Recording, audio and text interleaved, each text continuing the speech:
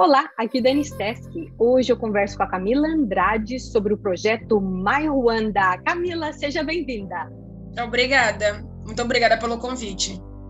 Olha, gostei muito quando o meu amigo José recomendou você aqui para fazer essa entrevista comigo e eu estou super curiosa desse projeto My Ruanda. Conta mais para gente. Bem, o My Ruanda eu criei em 2014 com o objetivo de criar uma ponte entre Brasil e África.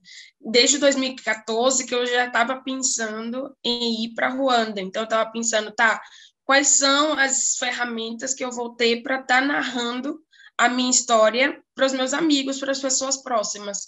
E daí surgiu o My Ruanda. Me conta mais sobre essa experiência. Quando é que você foi para Ruanda? Eu fui para Ruanda em 2015 e era um sonho meu ir para Ruanda desde 2012, quando eu apresentei a minha monografia da graduação. E foi um contato que eu tive com a África também, né? O primeiro contato dentro do curso de Relações Internacionais.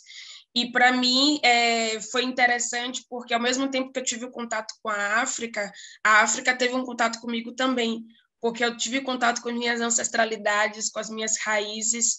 Então, a partir dali, eu nunca mais parei de estudar a África e de me aceitar também como uma pessoa negra, os meus traços negros, como meu cabelo, deixar meu cabelo natural, enfim. Foi bem interessante esse processo e está sendo também. Camila, você estava me contando, né, que você é natural de Salvador e teve uma experiência no sul do Brasil, quando você estava estudando, né, o seu doutoramento, morou em Porto Alegre. Me conta mais como é que foi essa experiência. Olha, foi bem interessante, porque eu fui para Porto Alegre justamente para desenvolver minha pesquisa sobre Ruanda. E em Porto Alegre tem um centro, né, Centro Brasileiro de Estudos Africanos, o SEBRAFRICA, e professores que estudam África, em específico, nas relações internacionais. Então, eu escolhi Porto Alegre justamente porque eu queria me aperfeiçoar nos estudos africanos, e para mim foi interessante. Claro, a cultura é diferente se a gente vai comparar a cultura de Salvador e de Porto Alegre, e o frio também, meu Deus, faz muito frio, mas de qualquer forma foi uma experiência bem bacana e eu tive o privilégio de fazer o doutorado com bolsa e de passar esses quatro anos também sendo amparada para fazer pesquisa. Agora, antes da gente falar um pouquinho mais aí dessa experiência em Porto Alegre, quero voltar para Ruanda e saber como é que foi essa experiência, como é que foi chegar em Ruanda? Você ficou surpresa, chocada, encantada? Como é que foi? Para mim foi incrível. Para mim foi incrível porque eu me senti em casa. Eram pessoas negras ao meu redor e não tinha essa questão de... Claro, aqui em Salvador, a maioria das pessoas é negra, né? Então, mas não tinha essa questão do racismo que tem aqui no Brasil, de, por exemplo, se você vê uma pessoa negra desarrumada, ela pode ser um ladrão. Aquela tensão social. E lá não, eu estava ao redor de negros, todos eram como eu, mas era diferente. E, ao mesmo tempo, era um sentimento de eu me sentir em casa. Então, para mim, aquela experiência de pertencimento foi muito gratificante. E é por isso que eu também quero voltar e ter uma nova experiência, porque eu só passei um mês lá. Então, um mês é pouco.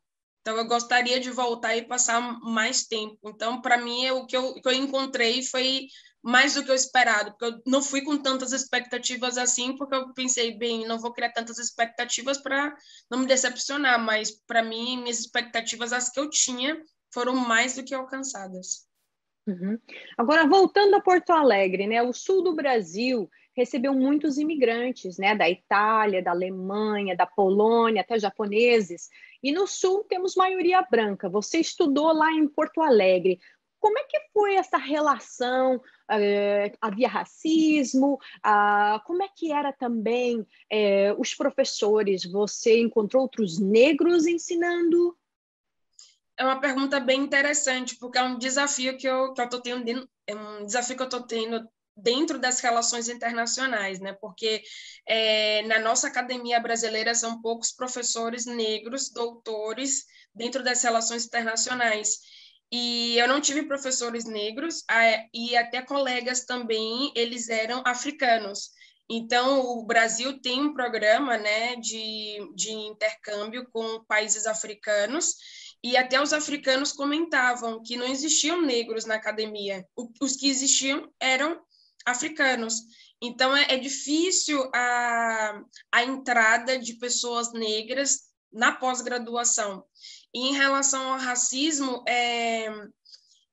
em Porto Alegre ainda tinham pessoas negras, porque tem pessoas negras no Rio Grande do Sul, mas assim depende da região do estado. Em Porto Alegre, como era uma capital, ainda tinha um número significativo. Mas, claro, nos espaços que eu frequentava, era de maioria branca. Então, tinha aquele sentimento de esse corpo não deveria estar aqui, mas o racismo não era tão aberto, não era tão direto. Então, foi isso que eu senti em Porto Alegre. Uhum. E essa questão da representatividade, você acha que isso está mudando? Você está vendo mais colegas, né, tendo acesso à pós-graduação? Você já vê alguma mudança ou não?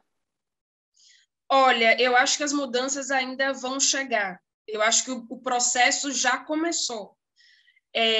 Por exemplo, eu terminando o doutorado já é um grande processo. Então, eu acho que assim, se a gente tiver um movimento de outras pessoas adentrando a pós-graduação, então outras gerações vão ser beneficiadas. Mas, assim, na minha geração, eu não vejo tanto isso.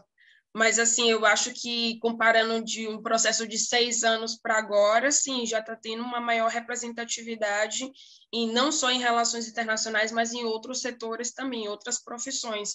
E eu fico feliz por isso, né? Porque na minha época eu não tinha uma representatividade e eu sofria com a questão de autoestima baixa, de achar que eu não poderia alcançar, e muito do que eu sou hoje em dia é por causa da minha família, porque a minha família não, eu não fui a primeira a chegar no ensino superior. Então, os meus tios, minhas tias chegaram no ensino superior, mas eu vou ser a primeira doutora da família. Uhum, uhum. Quer dizer, às vezes a gente não pensa nisso, mas eu estava lendo um outro post essa semana, até por curioso isso que você falou, eu via um internauta agradecendo a Glória Maria existir, né, por ela, o que ela significava, né, por ela ter aquela posição na Globo, por ela ser jornalista que viajava o mundo e trazia aquelas histórias incríveis para a gente, que a gente ficava assim, uau, um dia eu quero Sim, visitar esse lugar. E ele é simplesmente assim, um post muito belo. Ele agradecia a existência dela e essa imagem, né? Porque ela inspirava outras pessoas a sonharem, a irem longe, porque é importante, né, que a gente se veja em alguém para a gente ter aquela força interior, porque a gente passa por dificuldades, né, fraquezas, depressão, acha que não vale a pena viver. Então, nessas horas, né, a gente precisa de uma motivação. sim, sim, sem dúvidas. Eu acho que, às vezes, dependendo do nosso contexto, olhamos ao redor e a gente percebe que talvez a gente não tenha as ferramentas no momento, mas se a gente for construindo, e as conexões da vida também, o sonho, o nosso objetivo pode ser viabilizado. E eu acho que é isso, você ser inspirado por alguém é muito gratificante. E alguém que seja parecido com você, que seja semelhante, ainda mais. Então, para mim, a representatividade é fundamental. Uhum. E quero terminar a nossa entrevista voltando para o projeto My Ruanda. Você tem umas dicas muito legais de livros lá no site, e eu queria que você, então, né, contasse aqui para a nossa audiência como é que a gente acha o My Ruanda e que tipos de informações a gente pode encontrar lá na sua página ou no seu site. Então, o My Ruanda, em questões de textos, você pode achar no www.myruanda.com. A questão é, a gente tem um Instagram que fala sobre narrativas sobre a África, sobre negritude e a vida acadêmica, que é o Camila África, que é com 2 As e um K, então Camila África, com K. E, enfim, essas são as duas redes principais do My Ruanda, e que vai estar passando fotos, minha experiência em Ruanda, sobre questão de planejamento também, não só de carreira, mas de se chegar a um projeto, um objetivo. Então, assim, é um mix de coisas que eu tento passar minha experiência para que outras pessoas também possam chegar onde eu cheguei. Então, nesse sentido, e também democratizar o conhecimento sobre a África, né? Então, no My Ruanda vai ter, mais especificamente no site, vai ter muito conhecimento sobre livros sobre negritude, sobre África, enfim. Uhum. Não quero deixar você ir sem deixar uma mensagem aqui para o nosso público. Então, Camila Andrade, o que você tem a dizer aí?